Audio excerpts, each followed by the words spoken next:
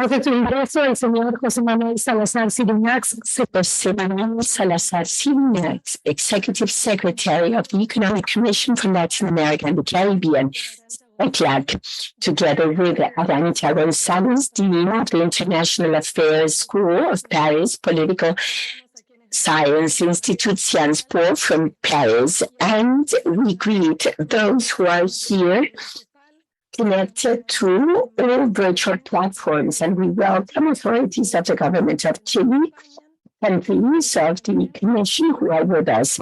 We greet ambassadors from the member countries of ECLAC and members of the United Nations, representatives of international organizations and colleagues of agencies, funds, and programs of the UN, representatives of civil society, business sector, academia, the staff of ECLAC, ladies and gentlemen.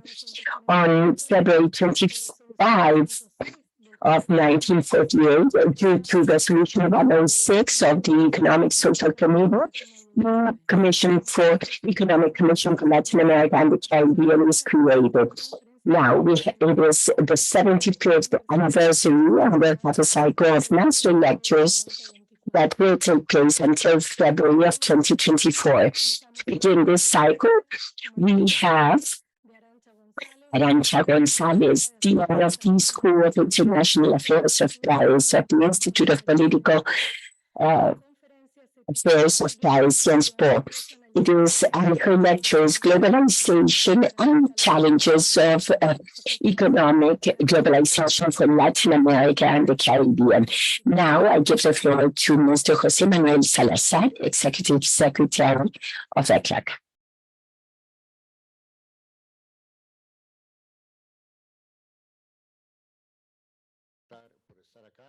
Thank you for being with us here and those connected to all our virtual platforms.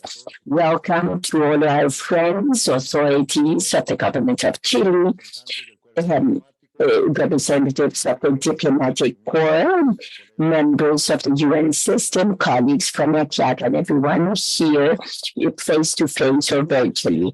Special greetings also for Mr. Jorge Peralta, attaché of the Spanish Embassy in Chile, and Mr. Julian Chauvet, Cooperation Officer of the Regional Cooperation Delegation for South America, who is with us on behalf of the French Ambassador to Chile, Pascal Teixeira da Silva, and also my thanks to the government of France for its support in the organization of today's keynote speech.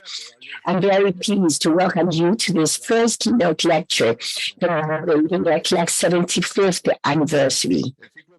The series of lectures that begins today will not only celebrate the great contributions of the past, but will also allow us to reflect about the present and future challenges of the region and of ECLAC. We have invited eminent thinkers to join us in order to share new perspectives, to guide a dialogue and new thinking on the major challenges, and new perspectives to guide a dialogue and renewed thinking on the next years of the region and of our organization.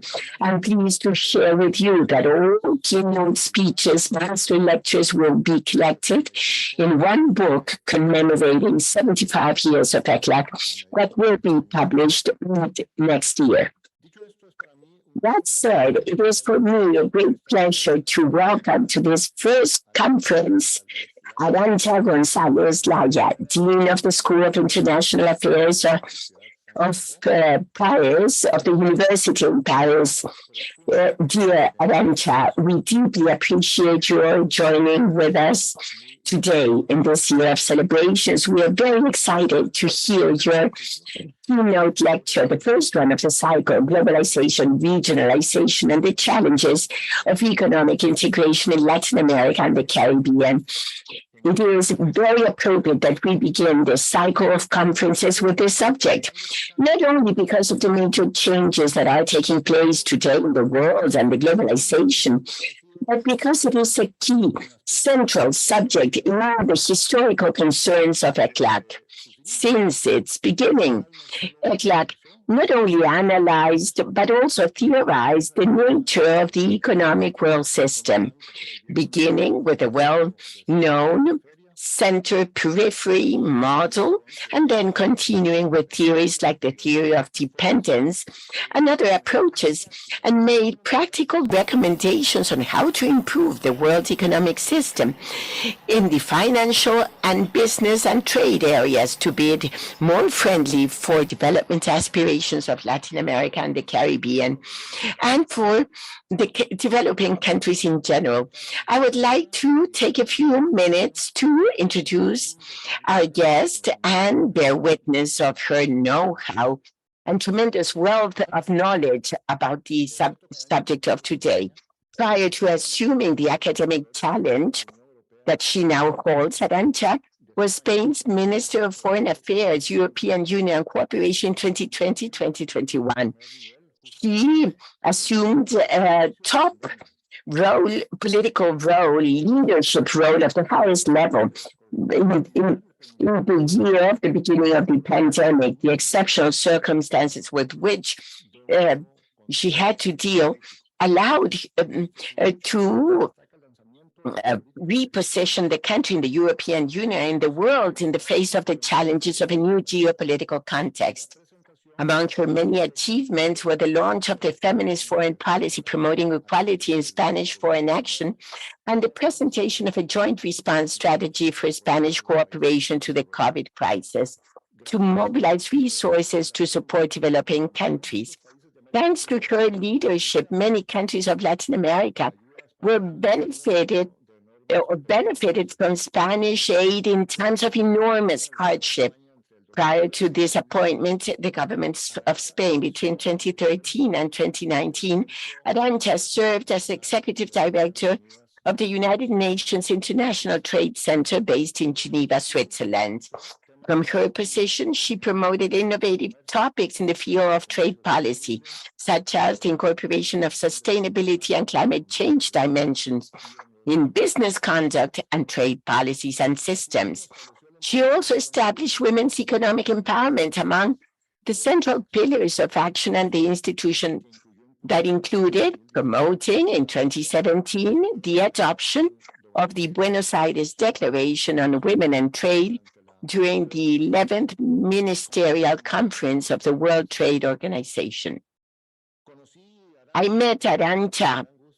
I had the great pleasure to know her as head of the cabinet of the World Trade Organization during Pascal Lamide's administration. That was between 2005 and 2013. She played a key role in promoting the multilateral trade agenda, leading efforts to include developing countries in international trade. Among the projects promoted by her is the initiative of Aids for Trade, as known in English.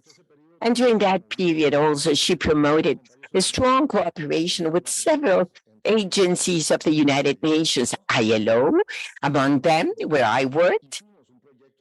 We did a project on trade and employment, underscoring myths and realities that generated important publications and dialogues at the time. Our dear and admired friend has also held different positions in the European Commission in the areas of international trade and foreign affairs.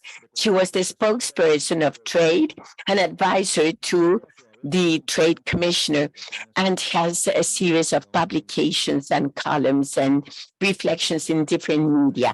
This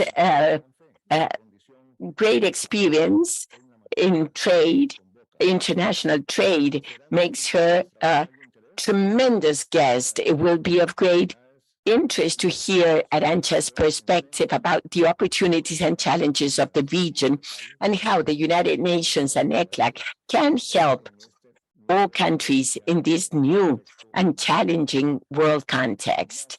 Without further ado, it is a great pleasure to invite Arancha González Laya to address the first master lecture commemorating the 75 years of ECLAC. You have the floor.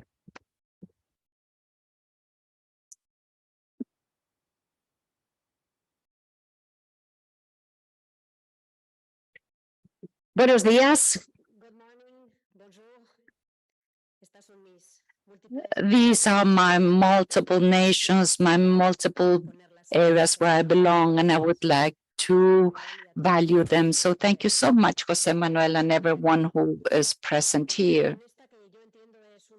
And this, which I understand, is a responsibility by being the first in a cycle that starts today, but also a tremendous honor regarding the 75th anniversary of ECLAC, and a particular honor to do it in this room, the Raúl Prebisch room, a name forever associated to the United Nations. First, to the Economic Commission for Latin America, and since 1984, including the Caribbean, but also associated to the United Nations Conference for Trade and Development, UNCTAD, which he inspired as well. Raúl Prebisch used to say, before thinking, watch. And I would like to start from this sentence of his to make it ours today and watch, observe the profound changes that our economies are experiencing, the profound changes of international trade, regional integration, geopolitics, observing, watching, to think what system, what international system, which new international order is it that we want to build together. The leading line of my intervention will go around the idea of the search of a new international consensus for trade and the economy, which today are affected by the risk and the cost of a new exclusion of fragmentation, another new geopolitical fragmentation. ECLAC's history, the history of economic thinking of ECLAC, is also the history of the international economic order after the post-war, of its contradictions, of its achievements, of its failures. And I believe it is very useful to think about it, even if it's briefly, to see where we are and particularly where we want to go. The story starts in 1948, and a group of young persons were very relevant. One of them was Chilean, Hernán Santa Cruz, just appointed to the Chilean delegation in the United Nations, jointly with other young men, Brazilians such as Roberto de Oliveira Campos, Venezuelan, Carlos Eduardo Stolk, or Carlos Dascolfi, or Peruvian, Juvenal Monge. Young persons who made sure that Latin America would go jointly with Europe, Asia, and the Far East to be registered among the communities created for the reconstruction that took place after the Second World War. But there's others in this story that I would also like to highlight.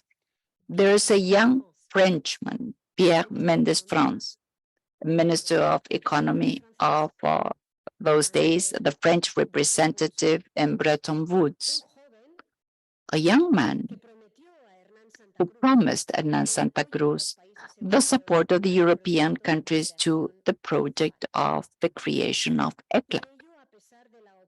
And that, in spite of the opposition of the United States and Canada, which at the moment saw ECLAC as a competitor to the OAS, also created in 1948,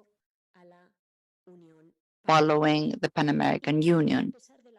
And in spite of the opposition of the Soviet Union of those days, who were denied the membership in ECLAC, Hernán Santa Cruz, this person that ECLAC owes so much to, is also responsible for the fact that Santiago, Chile, were the headquarters of ECLAC, and Chile becomes one of the capitals of the post-war world, and ECLAC becomes like the seed for the growth of economic thinking that also goes into to academia, not only Chilean, but also Latin American. 1948, we are in a period of multilateral effervescence where the basis of this new international economic order is being created. The Inter-American Bank for Reconstruction and Development, which we today know as World Bank, is created, the expression of solidarity for the reconstruction of the countries devastated by the war after the Second World War. The International Monetary Fund is created as the center of a new international monetary system with the dollar as the reference currency, with the convertibility of currencies, with the philosophy of open markets, abandoning what had been a deleterious economic nationalism and industrial economies. But there was a third aspect of this international system that was never really born: the International Trade Organization. The negotiations, which ended in Havana, a Latin American country, but always associated to the history of international trade. These negotiations ended in Havana with the Havana Agreement of 1948, never go into force because of the rejection of the U.S. Congress to the proposals presented to the country, to President Truman, who had been a great sponsor. This was one of the big initial problems for the international economic order, because this international trade organization was not just a set of trade rules. There were also rules in terms of employment, something that you and I know since 1948 has been a pebble in the shoe of the international community, both commercial as well as labor. Rules on raw materials, on trade practices, disloyal trade practices, and restrictive practices, on agreements in terms of international investment or services. From all this, the only thing that survived was the General Agreement on Trade and Tariffs, the famous GATT, which worked on a provisional basis until 1995, when it was incorporated into the World Trade Organization that was just born. As Hans Singer said, nothing is more long-lasting than a provisional agreement, and that is certainly so. This is the moment when this international order is born, a great moment of geopolitical fractures. The great fracture of the second half of the 20th century, the Cold War, with an ideological rivalry between the United States and the Soviet Union that seeped down and caused a political, social, and economic division of the world into two regions.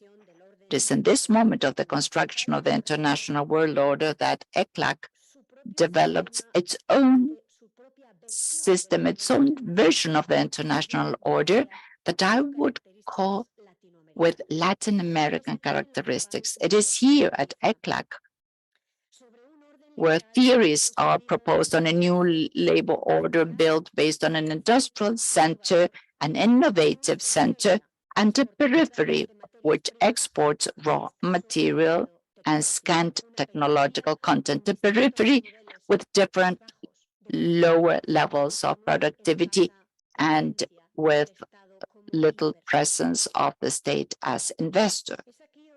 It is here that ECLAC creates a theory on a new model, a model that's more adaptable and applicable to developing countries, the import substitution by industrialization with a state-led industrialization. And this stage of industrialization in the world, with the United States in industrial surge, with the European Union rapidly emerging from the Second World War and facing a set of developing countries, here is where Latin America aims to give a thrust to the industrialization of these developing countries. In the 60s, And on this conceptual basis, Latin America has advanced in this industrialization, but new divisions have appeared, new divisions between the center and the periphery. This time, not so much among countries, but within the countries, between centers or cities that are industrialized and are productive with a great presence of the state, and other areas of the countries, rural areas, very often abandoned with a low productivity. It is the decade of care to internal inequalities, social inequalities that need institutional reforms, agricultural reforms, fiscal reforms, financial reforms that can permit a more inclusive industrialization. It is at this moment that the tensions between East and West lead to the creation of the movement of the non-aligned countries. The alliance, the articulation of the countries of the South, many of them coming from colonization vis-a-vis the North, that in its commercial stream leads to the Conference of the United Nations for Trade and Development, led by Raúl Prebisch, who becomes the first Secretary General. In the 70s, we attend a new trade revolution, a new player, Japan, very discreet so far, with great strength in international markets. And another one, the United States, already present, that fragments part of its productive process and globalizes it, expands it throughout the world, and particularly throughout Latin America. It's in the 70s where the EU goes from 6 to 9, having 3 new members to the community of the time, Ireland, UK, and Denmark, and where progress is made towards an economic and monetary union. In the 70s, the Tokyo round of GATT is launched, a liberalizing drive, reducing not only tariffs, but for the first time, dealing with non-tariff matters. At that point, ECLAC adopts a rather reserved position, silent position regarding this movement, in spite of the fact that Latin American countries debate between liberalized or a market model. It is a time of dictatorships in Latin America, not only in Latin America, also in Latin America. Also part of the geopolitical structure of the Cold War. Those are the years of the first lost decade, the decline of prices of raw materials, the increase of interest rates in industrialized countries causes a tremendous debt crisis, with the subsequent macroeconomic adjustments in order to go back to the growth path. ECLAC abandons its attention to industrialization and inequality so as to focus in more macroeconomic issues and debt, inflation, and adjustment. The echoes of 40 years ago at this point in time are very similar today to the situation a great number of countries is going through today, facing a new debt crisis. And also today, as then, it was a matter of finding a balance between controlling inflation and seeking renegotiating short-term debt, with the need of having systemic solutions to improve productive structures and mid and long-term exports, as if history was repeated, as if we hadn't learned anything from our past. The end of the 80s, well, there are 3 landmarks marking the beginning of a new era. The launching of a new trade negotiations round in 1986. Here, In Uruguay, Punta del Este, neighboring country, a more ambitious round, much more than the previous ones, in connection with a new trade opening philosophy. That was what prevailed, not only in the agenda of tariff and non-tariff measures, but also trade of services, also intellectual property rights, also investments, a new economy, also the solution of differences, dispute settlement, and incorporating disciplines in agriculture, including agricultural matters that had been excluded in previous rounds. And finally, a dispute settlement system that in some way takes the old GATT to creating a new organization. It is the translation of the old dreams of La Habana Charter of 1948. But at the end of 80s, in 1989, we have the Washington Consensus, the 10 points of John Williamson on fiscal discipline, tax reforms, trade liberalization, privatization of state companies, deregulation, and along, etc., etc. Washington Consensus that marks the subsequent decades. 1989 is also the fall of the Berlin Wall. A new era with the United States as the hegemonic economic power, and in the economic arena, a doctrine based on 4 major elements. Firstly, the idea of opening up as the rules of the game. Trade opening, of course, with rules of the game in order to guarantee a clean game, a loyal competition, opening with some exceptions in order to protect national security, of course, to protect public morality, to protect human natural resources, but a general rule which was opening up. A second element that is very much related to placing markets before the states, a preference for a certain distance, let us say, distance of the state from international economy. It's true that that distance was more exacerbated in some places of the world. It was more extreme in countries like the United States or United Kingdom as compared to Canada or European Union, where public forces were displayed for this. Another element that has to do with the fact that the economy be the driving, prevailing force over geopolitics. Of course, there were at that time complicated geopolitical moments, September 11th, international terrorism, Iraq invasion, there was Afghanistan. But at all those times, the economy had prevailed over geopolitics. A fourth element is the idea of international organizations where everybody fits in. Of course, that was the philosophy of the World Bank and the International Monetary Fund, and also the philosophy of the World Trade Organization, a system where all countries could converge.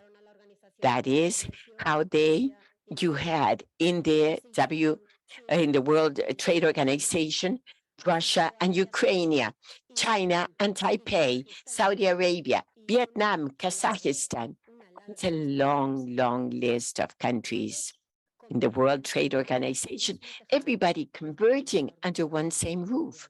That was of the World Trade Organization. This international order has suffered attacks and transformations. One first strike was the financial crisis of 2008, because it revealed and evidenced the enormous flaws of a financial system that was truly opened. The opening was the rule, remember, but with a prudential regulation insufficient. prudential regulation, a crisis of financial regulations that transformed into an economic crisis that had to be managed by a new system of international cooperation under the G20, and that we were able to overcome thanks to the fact that at that point, China strategically decided to maintain its market that was systemic to maintain its market opened.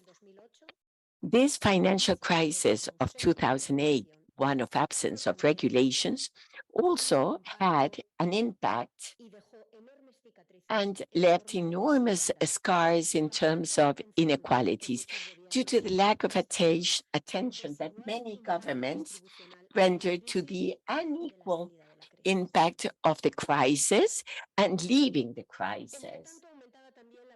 In the meantime, the concern of an open economy increased about sustainability of the planet.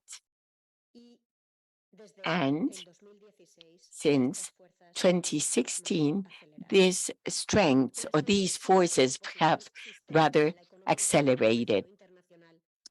Therefore, international trade systems have questioned the hegemony of the United States. National security extended into international trade by the US in steel and aluminum, by Qatar and Saudi Arabia, Russia and Ukraine, sectors that did not follow the principle of opening, did not obey the opening, but rather obeyed or followed the geopolitics of the time. And this was a time when COVID strikes as a pandemic, generating enormous inequalities in access to vaccines and treatments. And that generated tremendous insecurity in terms of a system of vulnerability because of dependence on essential supplies. Trade appears as a source of vulnerability. And in spite of the fact that it was the international trade that allowed us to keep on feeding us, because thanks to trade, we were able to send food to countries that did not produce them. And thanks to trade, we were able to mobilize treatments, vaccines, medical equipment to all the 4 parts of this planet. The Russian invasion to Ukraine has increased that concern for dependency in the European Union for gas and the militarization of the interdependency and nationalistic attitudes that deny those principles in which the international economic order was based. Finally, rivalry between the United States and China in terms of technology and its double civilian and military use, which is perceived today as vulnerability. And so many ask for an uncoupling of it. It is clear that we're heading to a new world with the fight for global dominance as a background, a world where the closing, not the opening, appears as the main rule, particularly in technological issues, particularly insofar as China, uncoupling of military technology with the prevalence of the uncoupling over issues related to efficacy or innovation, controls to exports. Without being very clear today on what will be the perimeter for this uncoupling, double-use technologies, new and fundamental technologies, what will happen beyond these technologies? Someone has spoken of a small field with a very high fence. We don't know how high the fence will be or how small will the field be. what I do believe we can ask ourselves is how effective are these controls? We have two examples in the past that show us that they have not been very effective. So I believe that we can ask ourselves about how efficacious is the uncoupling strategy. States rather than markets. The prior system has reverted. It is true that technological revolution and decarbonization, which is in the priority list of every government, needs huge investments and also needs industrial policies by the countries that should be stronger and committed. Climate transition, technological revolution needs it. Now, the point is, how will that industrial policy be made? Will it be done in an open way, favoring technological access to the rest of the countries, many of them developing countries that need from the access to technology also for the decarbonization of their own economies?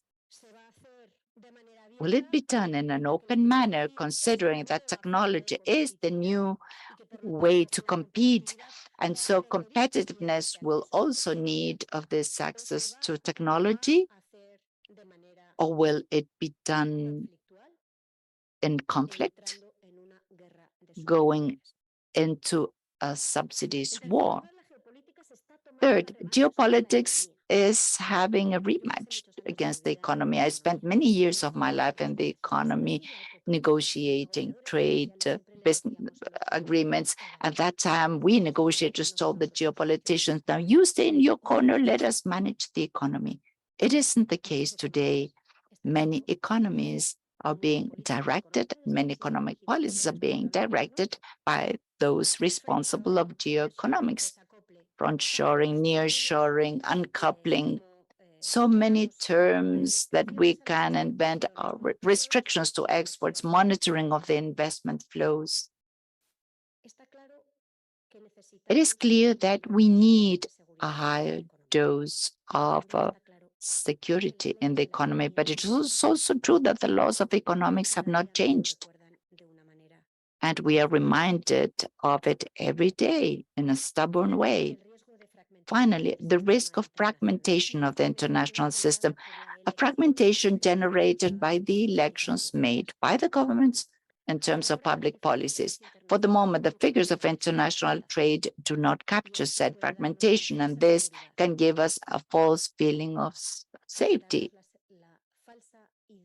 The false idea that this fragmentation of policies really is not so. But the political signals start to weigh on the investment decisions of the companies. Investors, producers, they are making their own decisions on the basis of the signals that they receive. This fragmentation will have its costs. There will be an effect upon inflation. And I believe it should be very important for us to decide who will pay for the inflation due to the fragmentation of our economy. A fragmentation that may affect the World Trade Organization, but can also affect the World Bank and the IMF. Food for thought. Some clues about what to do.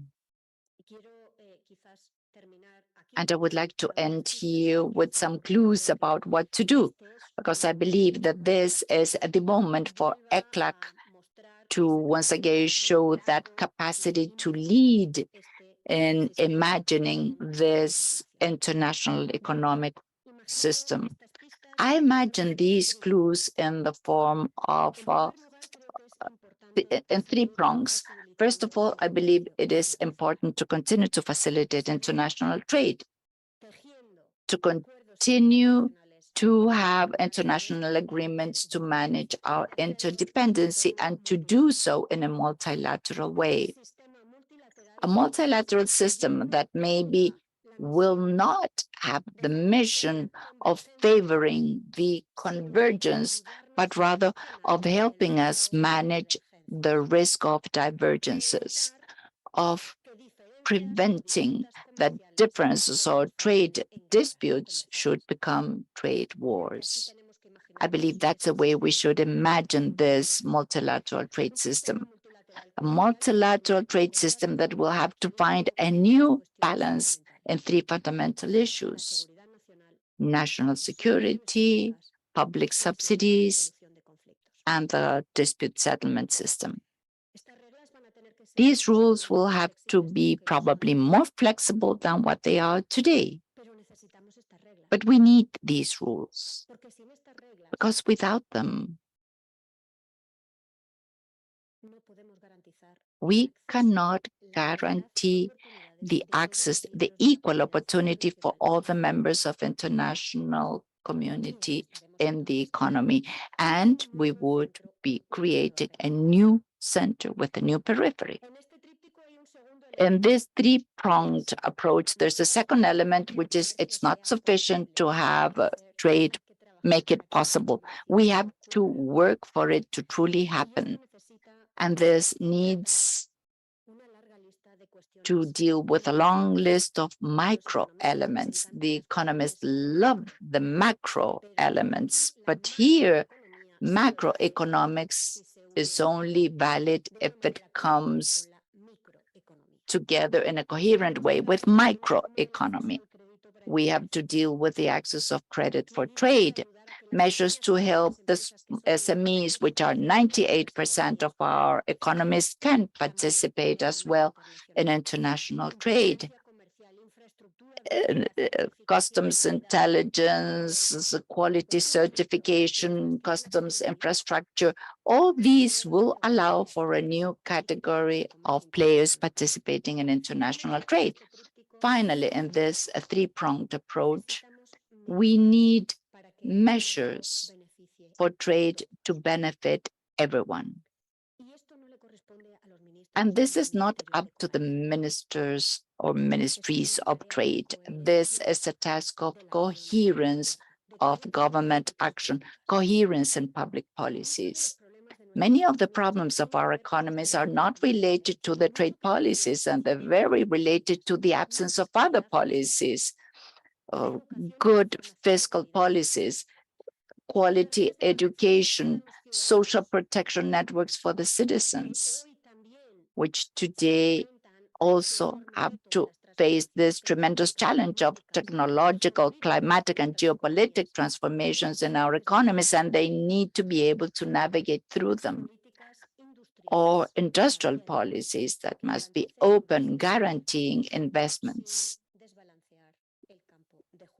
without altering the playing field, ensure that trade is possible, make sure that trade is effective for every stakeholder, and measures of public policies that are coherent, ensuring a better distribution of the costs and benefits of trade opening. I believe that this is a task that we have ahead of us. So I would like to once again invite you to ensure that ECLAC be the driving force for thinking of a new international economic order that will help us to not repeat the model of center and periphery that was present at the dawn of the creation of ECLAC, but the center, periphery, north and south, east and west can all improve the life of their citizens through economy, international trade, and regional integration. Thank you so much for your invitation. And of course, dear Jose Manuel, I am available to you to continue our conversations.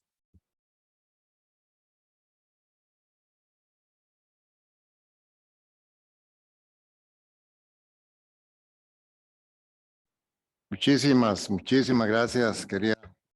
Thank you so much, dear Arancha. I believe that you managed to touch a complicated topic and yet pinpoint things that are absolutely central and powerful. And you're sending us a tremendous challenge to ECLAC with that final comment. But that's what we're trying to do. And this inspires us and will inspire us in the coming months and years. All the division heads and everyone in ECLAC is listening. This has been an extraordinary conference. I would like to start by asking a couple of questions, and then we will get questions from the audience through our system. Thank you so much, Executive Secretary. Thank you so much, Dean Gonzalez, for your conference. Our speaker, as we said before, will answer questions from the audience and also from the persons who are online. We ask you to scan the QR code appearing here in the screen, and you can ask questions there. Please remember to give us your name and then present your question, and the Executive Secretary will be moderating this segment. Give us a minute, and then we will start with the questions. Yes, you will have a little more than a minute, so please go into the system, because I will make a couple of initial questions. And the first is that your conference, Arancha, it's very clear that the world order is in a moment of reconfiguration, and it has changed. It is a moment of threats and also opportunities. To quote the famous sentence of Antonio Branchi, the old is dying and the new hasn't been born yet. But he adds, this is the time for monsters. So my question is, how do we avoid the monsters? More specifically, for those of us who believe in internationalism, multilateralism defined as the capacity of human beings to collaborate and to make the drive, turn the impulse to violence, turn it into solidarity. You say right now the world is thinking about closing rather than opening. There are strong pressures there.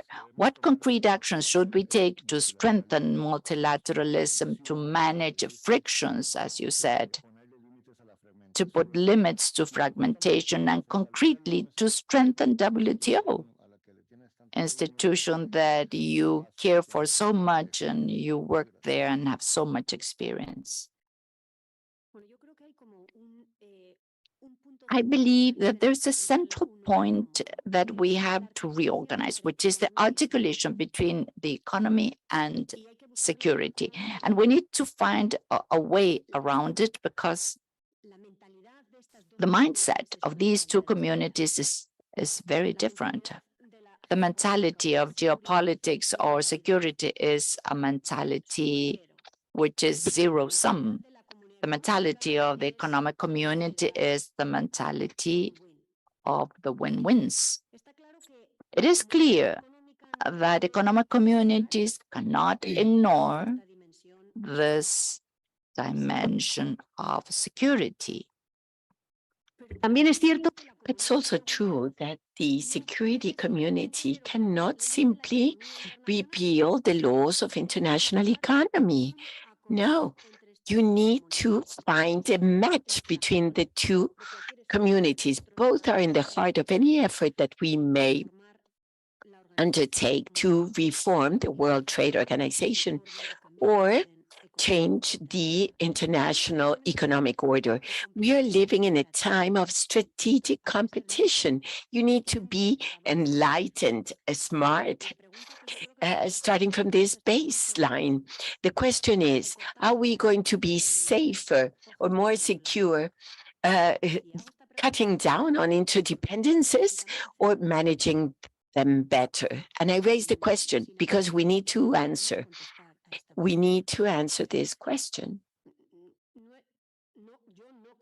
I don't think that we will be in a situation of improving. You cannot improve your own prosperity if the others don't improve at the same time. This is what we have learned since 1948. And this is the enormous juncture that we are facing now. This is not a philosophical matter. This needs an answer. And the answer is in the heart of the efforts of the World Trade Organization today to look to find this new link or match between security. Yes, you need to guarantee your security, but at the same time, achieve prosperity. And prosperity needs to be shared. We can write a list of all the things that WTO needs to reform, find, for example, a system of conflict solution where all the communities assign great value because it's an arbitrator in trade disputes. We need to find disciplines in order to reduce unloyal competition of agricultural or industrial subsidies. But in the heart, what we need to look for is a perfect link between security and economy. Thank you very much.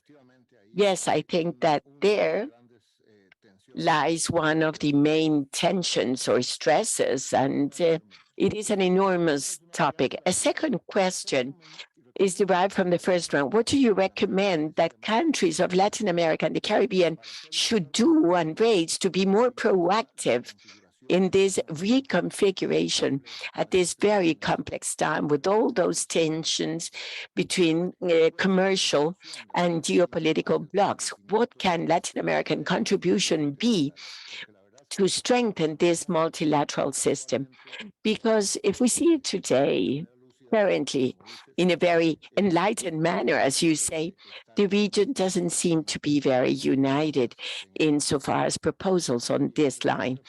What reflection, what ideas for the countries of the region in order to play a more positive role at this point in time? Well, running the risk of being politically incorrect, but that is the benefit of being in academia, is that you can be politically incorrect. I think that Latin America and the Caribbean has, as the EU, the European Union, have an international, somewhat complicated position. And we have a complicated position because at one time of geopolitical competition between China and the United States, where in a nice or less nice manner, they tell us, look, you need to choose. You need to be one side or the other, not both. We know that we cannot choose. We need to face systemic problems. And for that, we need the collaboration of everyone. And there is where I think that Latin America and the Caribbean, and I want to put the European Union in the same basket. We are in the same basket. We need to have the courage and political desire of promoting and being the drivers of international cooperation that is not naive. An international cooperation also based in your own interest. Let us take the case of climate change. Europe has reduced emissions, CO2 emissions, in a serious manner. Yes, today the EU probably is emits 8 to 9% of CO2 emissions. United States 12, China 32, India 10 and rising. I mean, what's the point? I don't want to add in this part of the world because it's minor. And in Africa, it's only 2% of CO2 emissions for the last 40 years. But the problem is that CO2 emissions are a problem for all. So we need to struggle against fragmentation of the international order, against the reduction of spaces of international cooperation, because we know that fragmentation not only will be very costly, but it won't be efficient either. So it's true, we need to display all of our proposal capacities. And I want to think that Latin America and the Caribbean have a space, have room to display proposals, propositions. It's an important part of the United Nations, of the World Trade Organization. You have seats in the fund, in the bank. The issue is to politically decide that this is an investment that is worth the while. And what I want to convey is my perception that this is an investment that is worth the while. It's not a position, a naive thinking. It's rather one of pure efficiency at a time where we want it or not. We are interdependent, and the response to interdependence comes from international cooperation, where everybody needs to fit in. Thank you. From ECLAC, we have high desires and working with Latin America and the Caribbean to exercise that capacity of propositions, proposals.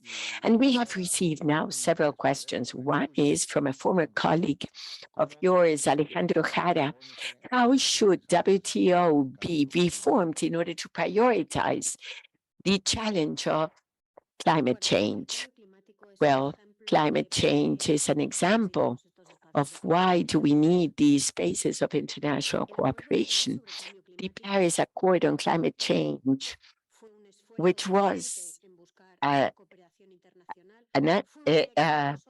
great effort to set common objectives and commitments of all the members of the international community to reach these targets. But the Paris Accord does not explicit the means to reach these targets. And the means adopted by countries, that is what we've seen in these years, unilaterally, what they adopt in some cases are effective, efficient. In others, they have enormous impacts on other countries. For example, the European legislation in terms of deforestation has one single target, which is fighting against deforestation. It's not a protectionist legislation in the classical trade view, but it has been done by the EU in the EU. Maybe it would have been smarter to implement it, agreeing on some basic principles with the other members of the World Trade Organization. I say legislation in deforestation could say legislation in terms of emissions in the border, or the list is a long one. We don't have a mechanism today, or we don't have a space today where we can work on the consistency of environmental policies in their line of impact on the international trade. I think that the director of WTO has understood that and has built a space that I believe this community, that of Latin America and the Caribbean, that is very important in this discussion of climate change. This is a continent with relatively low emissions, with rich biodiversity that can be monetized and serve the climate transition in countries. It has also a series of this continent and the Caribbean have tremendous competitiveness, new energies, green hydrogen, solar energy, but all of that, I believe, can be displayed in a more effective manner if it's done from a purview of international cooperation, and creating these spaces in the International Trade Organization will be very important, because if we don't find room where we can discuss, debate, at least, or even identify best practices that all countries may adopt, well, the rest then can become, or a conflict, maybe a trade dispute may become a trade war. So let us consider this idea of the WTO as a place where not one for convergence of trade policies, but where to manage and minimize the risk of divergence of policies, including climate policies. Thank you. Very interesting, that concept of not only, as in the past, to see we all converge to exactly the same, but rather a space for managing divergences. Yes, here we have a question from a colleague of ECLAC, Mr. Sebastián Herreros, and it's on the fiscal tax issues, how to move towards fair, just policy where it has promoted the race to the bottom in tax issues. Well, climate change is a good example why you need international cooperation. Taxes, fiscal issues also needs cooperation. You need to find areas to discuss, debate, and adopt international policies on tax issues. A first important step have been the agreements of OECD. It has been a titanic effort that has not concluded. These are the first steps. Only many more steps need to be taken, but it's a good example of a space for international cooperation for a subject which is that I neighbor, which is the case of taxation. And the fact that there's no space, international space, to debate this ingredient of unloyal competition in international economy reduces the legitimacy of keeping markets open, which is what we need. We need open markets that can be able to work with competitiveness, efficacy criteria. We need legitimacy to keep them open. And that legitimacy involves more serious disciplines in not only national but international issues, because the fiscal debate is usually national, but also it has an international angle, and for which I believe the example of that reached in OECD and its deepening of measures will be tremendously useful. Thank you. Here we have another colleague from ECLAC, KG Novi, with a question on a classical topic. It has been discussed for decades, and it's close to your heart, we know. It's close to what is debate in WTO. And these are the plurilateral agreements, a stepping stone to multilateralism, or is it part of fragmentation? Plurilaterals are a second best rather than multilateral, but the plurilaterals done in the World Trade Organization or done in regional venues that are open and transparent, I believe it's a quite acceptable second best. And it's a second best that very often becomes the very basis to become in the future multilateral agreement. But I insist on this element of transparency towards the non-participants, because I believe that, once again, it's a guarantee that there's nothing to hide. It is an enticement, really. I don't really believe in the idea of preventing the countries from having plurilateral agreements. I believe that is a path that I don't prefer. I prefer rather permitting that those who are willing to move forward can do so in an open, transparent way, and that the rest may join them when they feel capable of moving on.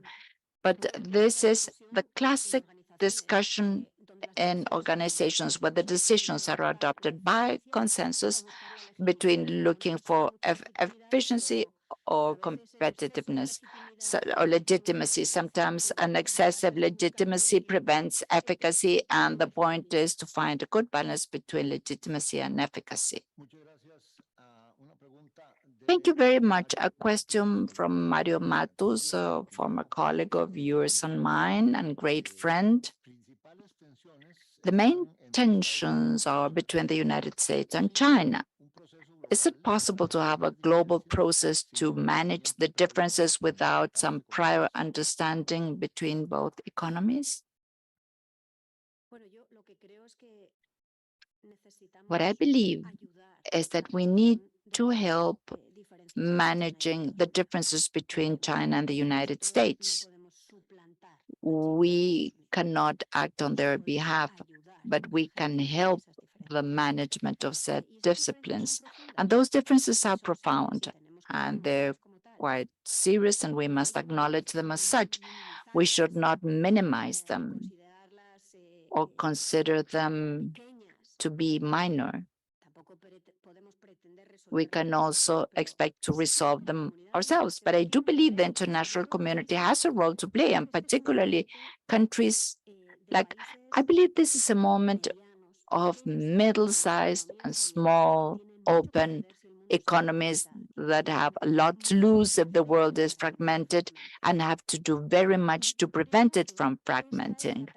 I believe that this is the task that should be started by many of the countries here, that in the big scheme of things are medium-sized at the very best, and deploying their capacity of conviction to China and the United States to help to build consensus, to create consensus. And this is not science fiction. Let's take World Trade Organization and what has happened in the recent months with an agreement in terms of reduction to the subsidies to overfishing, an issue that could initially seem unusual for the trade community, but it is not, because really, just as we have disciplines for agricultural subsidies or industrial subsidies, we can have them for subsidies which contribute to depredating the oceans.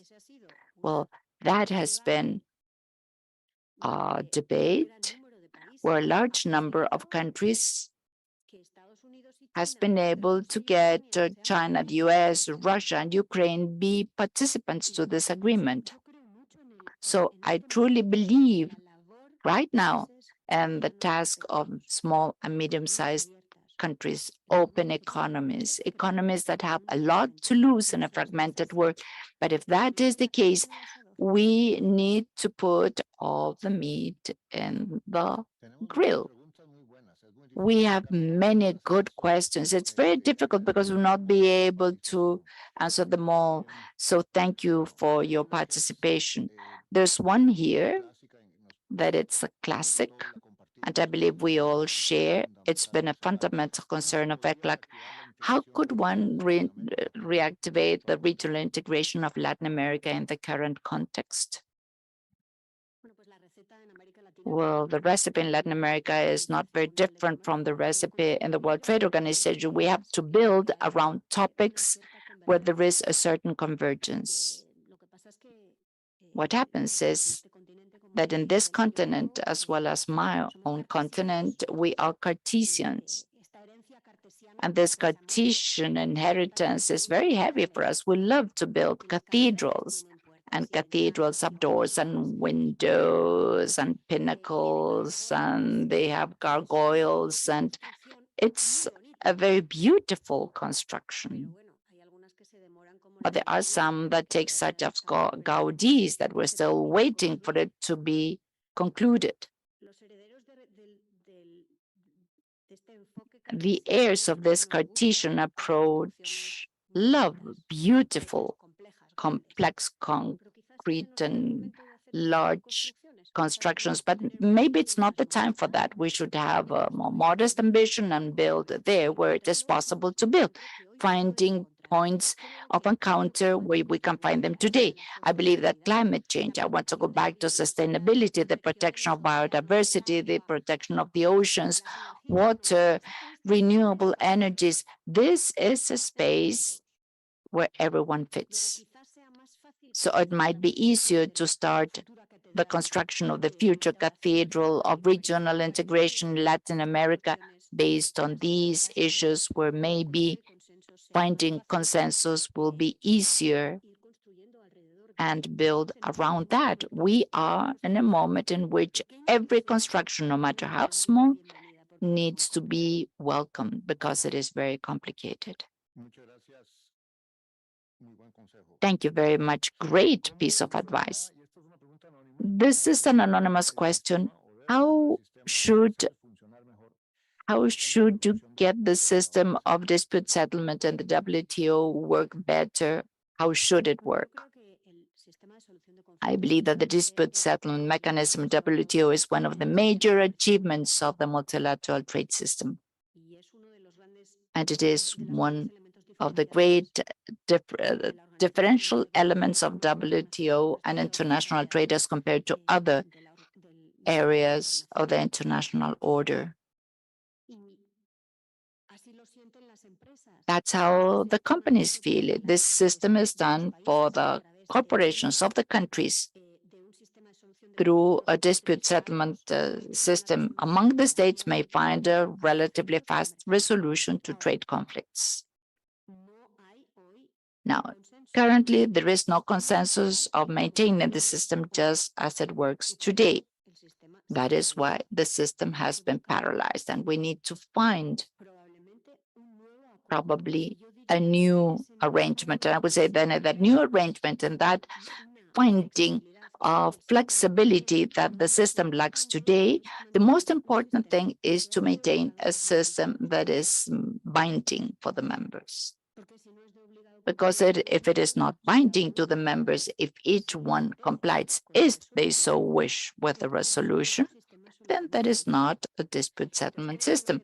So I believe that where we need to find a greater elasticity is in how the process of assignment of the dispute should be made. But what we need to preserve is the fact that it has to be binding to the members, because that's what sets us apart.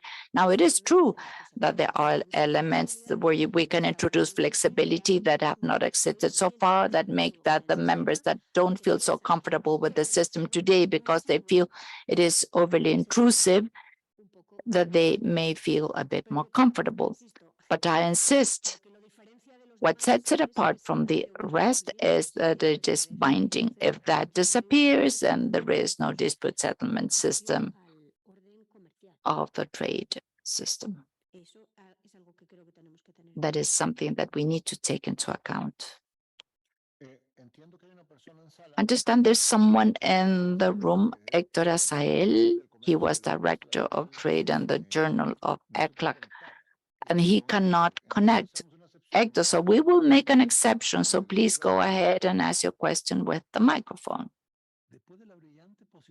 After the brilliant presentation that we have heard, I have only one doubt. In Santiago, Chile, in 1972, there was something that was called the UNCTAD meeting. And in that UNCTAD meeting, there was an agreement to replace the dollar for the special drawing rights of the International Monetary Fund. And it was a total agreement. Probably it would have been favorable or whatever, but the United States vetoed the agreement. Because naturally, when the dollar loses power, it changed the whole international economic panorama. So I worked in ECLAC years ago and also worked in the government years ago. I always had the doubt whether the fact that dollar continues to be the great currency is not an absolute disbalance in the international economic system that makes that everything be different. And China helps because they keep the dollars. That's my question. How could the system help if the dollar were not the only international currency, but that there was something else, such as the special drawing rights of the International Monetary Fund? Thank you very much. Well, I can answer now wearing more European hat from a jurisdiction that has its own currency, which is the euro. And also, there was also a certain ambition for the internationalization of its currency. And so many years later, It has not seen that internationalization of the currency ambition translated. I don't believe that currencies become international by political decisions. I believe there is an economic support and rationale. What does happen is that a divorce between economic reality and geopolitics, I go back to geopolitics because geopolitics lies at the very core, I would say, of many of the difficulties that some countries have with the idea that dollar be the currency, the international currency. The problem is not so much that dollar is the international currency, but if there can be a divorce between the economy and geopolitics. What I can tell you, and having seen this in my area, has not been very easy. It is easy to say we will have this currency become international. It's easy to say, but it needs a translation into politics that I have not seen happening in the European Union, which is the place where we are the closest to having a currency with an economic power backing it, capable of driving a greater internationalization of that currency. We have another anonymous question. There are several of them. How do you see the perspectives for the European Union, Latin America, and the Caribbean to contribute in a concerted way to the strengthening of economic relations aimed to the three-pronged approach that you proposed? I imagine it's a question that is quite based on the results of the recent summit of the European Union and Latin America. Well, I have seen with a great illusion this summit, European Union, Latin America, and the Caribbean. And it is because I believe there is a great, not just a shared history, but what we have today is a great confluence of strategic interest on both parties. And I believe that that is what we have seen translated in the meeting that took place in Brussels.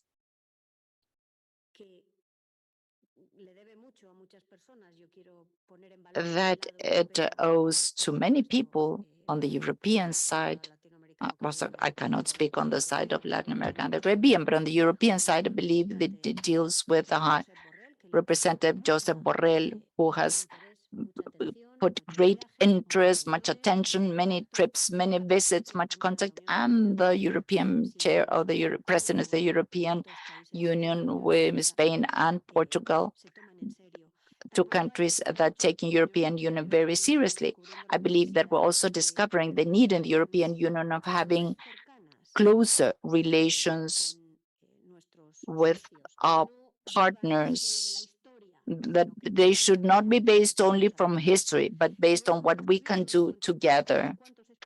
I believe that we've discovered a few spaces where this ambition can be translated. I believe that we have discovered the issue of the funding of the middle-income countries as one of the issues in which we have a convergence of interests. And I believe that the Global Gateway is an expression of that need to search for new mechanisms of funding for middle-income countries. I believe that we have also, no, we have not discovered, but I think that we have given value to climate change, joint work for climate change and protection of biodiversity. We have also understood the need for a new economy around clean energies, para las cuales América Latina for which Latin America and the Caribbean definitely are particularly competitive, that cannot reproduce the patterns of center periphery of 1948 of ECLAC, that has to respond to the needs of those three pillars I spoke about. And I think we have a pending task in the trade area, especially in the European Union Mercosur agreement. I take of the EU hat and put the one of this area. I would like this to translate into something concrete, because that is what feeds a relationship between the two regions. to have this in concrete results. One of these three pillars would be possible, enabling a trade. Another colleague from ECLAC, Marco Ginás, asks, what room do you see for Latin America and the Caribbean to implement industrial policies in a context where developed countries are fully implementing these policies now? Yes, that's a main problem. That's why we need to be concerned about it, because in a war subsidizing industrial policies, well, it's hard for this region. You need to put on the table thousands of euros, dollars, but thousands or billions, and they are not available. Now, also, I think that we need to speak about economy in which this region does have a tremendous capacity with public policies that do not cost billions of dollars. And that is the economy of technology and services, what technology has given us. What technology delivers and offers is the entrance into world trade of a series of services and they're there because of technology. To be a player in this room of the economy of technology and services calls for three things. One, it calls for connectivity. Yes, connectivity. We are not that bad off there. Then it calls for human capital, for which you don't require billions of dollars, but you need to have investments with public policies, investments in human capital. The translation of technology for economy essentially is connectivity and human capital. Who is going to be able to translate into medical progress, energy progress, all the multimillionaire investments that are being made in semiconductors is human capital. Those are the translators. And I think this continent does have human capital. Connectivity, human capital, and competitiveness are the three pillars, I would say, are key for the economy and for public policies of Latin America and the Caribbean. And this continent has all the capacity to navigate. Yes, there it does. Thank you. Very interesting. I don't resist the temptation because we are working very strongly in productive development in ECLAC. This has been a subject always developed by ECLAC.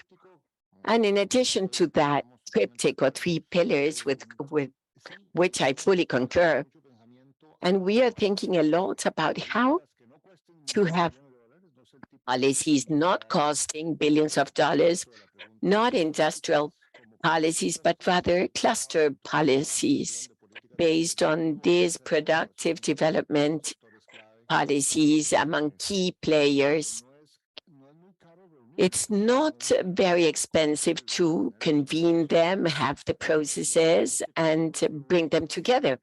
But when you bring them together, they have lists of important investments, portfolios of public goods, labs, academia, specific human resources, specific infrastructure, and therein is a big account. But the idea is to take those three pillars and make it specific for the sector. So there is a great capacity of making competitiveness most dynamic, breaking somewhat the rules, but I could not resist saying this. We are going to have a couple of more questions. Mr. Konstantin Mergensen, in view of populism outbursts and extreme right of EU, what is the role of Latin America in order to promote an open foreign policy based on humanity? Well, this is, wow, this is a complicated question. I've landed this morning and nobody, I mean, everybody knows that we had an election yesterday in Spain where the political battle was precisely what type of responses will you give to the different problems? And I want to think that the citizens have responded very intelligently. I believe responses cannot go back. Regression is no good. You need to look into the future. What's the point of cutting off rights or saying that climate change is not climate change? In our case, our commitment with the EU cannot be reversed. I mean, you need to look into the future and look for solutions, of course, looking for consensus of different political forces. And I think that modestly, this wisdom of the citizens voting yesterday, there will be a lot of debate, a lot of discussion, a lot of facts, a lot of agreements, a lot of commitment. That is the basis of our democracy. And that is the recipe, I believe. Facts, agreements, debate, discussion, dialogue, no simple answers to complex problems. And the complex answers to complex problems need to be built by all with a legitimacy foundation. If you don't have that, there's no democracy. That is how democracy works. Thank you. And now the last question, yes. That brings us to a subject which is fundamental. And in fact, we were discussing yesterday, or before coming here, how do you see the impact of AI, artificial intelligence? I'm the dean of a school of international affairs in Sciences Po, Paris, and we see artificial intelligence with a mixture of fear. Yes, of course, there is intelligence. So smart, being artificial, that can even do away with our jobs, our employment, but also is seen with certain illusion, because we understand that in the case of education, it can be a vector of access for millions of people to be trained. But the key, if it's fear or illusion, is the key to it is on how we regulate it. What type of ethics do we want for artificial intelligence? What's important is in the artificial intelligence concept is not artificial, but the intelligence. In education, as well as in public debate, all that in connection with the media, artificial intelligence in the media and productive systems, of course, we need a series of principles that will guide how we will use this artificial intelligence. And I think here, Jose Manuel, ECLAC has a lot to say. It is a community with enormous diversity, know-how, and I think the contribution of ECLAC to this discussion on ethics of AI will be extremely important for it not to be one of fears or illusions, but to be something useful with clear rules of the game that will enable all to use it without limiting, of course, limiting risks and negative impacts, of course. We know also it may have.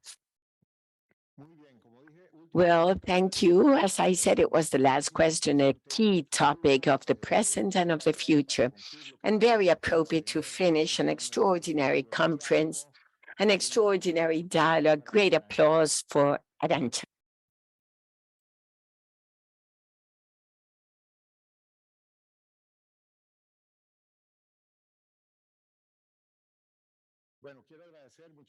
I would like to thank on behalf of my colleagues of ECLAC, on my own name, all those face-to-face and all those virtually connected. There were many other questions of colleagues and anonymous ones as well that could not be answered. But I remind you that until February of 2024, every month, you'll be invited to 1 or 2 master lectures where you'll all be most welcomed with this same dynamics. Please, you can visit the webpage of ECLAC and the conference. The next one is August 18th. We'll have the great pleasure to welcome Jose Antonio Campo, President of Public Affairs of Columbia University and former executive secretary of ECLAC, and many other things. And he will lecture on reforms to the international financial system, another major challenge for the debate of future multilateralism. Thank you, Arancha. You have conveyed to us several challenges, several ideas, and it will be with pleasure that we'll have your conference as a contribution for the book we'll publish next year. Thank you. Muchas gracias, secretario ejecutivo, decana.